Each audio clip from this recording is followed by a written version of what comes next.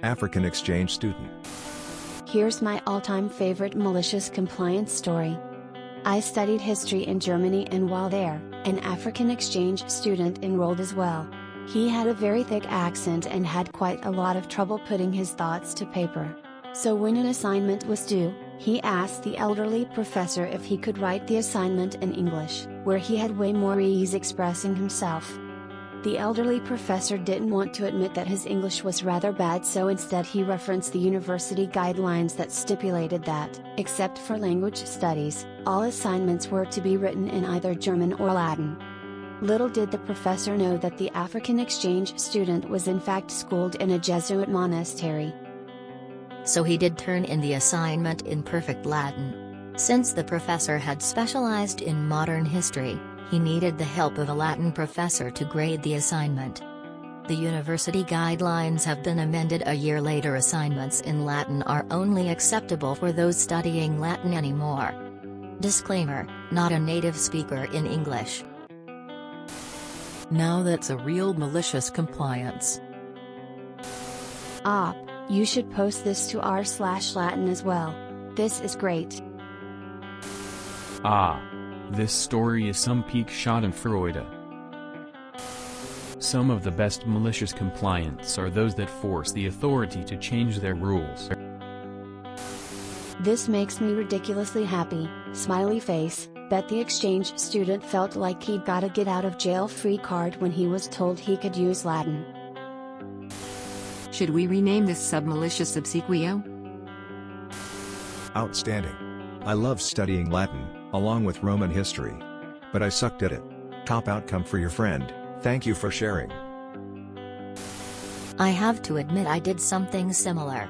We computer engineering students at a uni in Barcelona had to take 3 mandatory classes in the philosophy grade. In theory this was to teach us how to write essays or something like that. We had 2 courses in our list of approved classes that we found out were taught by exchange doctorate students. One of them barely spoke Spanish and the other didn't speak it at all.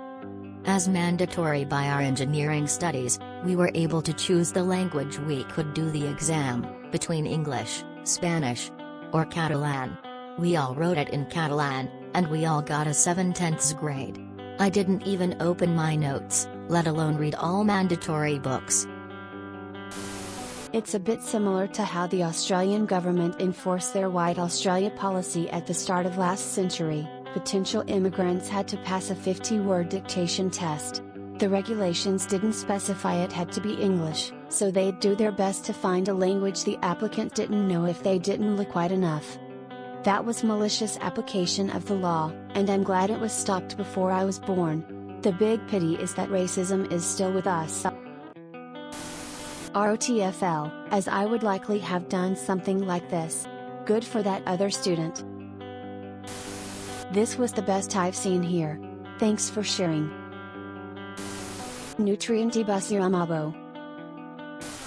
What are the chances? Tears of joy. That's hilarious. Disclaimer: not a native speaker in English. Then one tip about your grammar. You wrote the university guidelines have been amended a year later, but it should have been the university guidelines were amended a year later.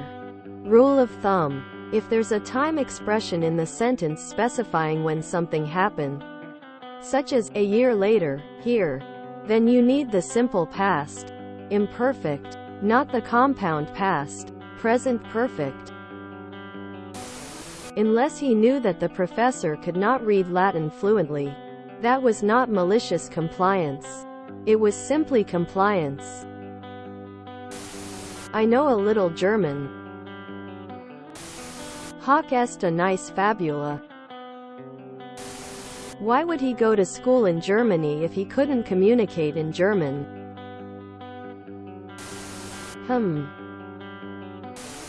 If you enjoyed this video, please check out our playlists full of similar content.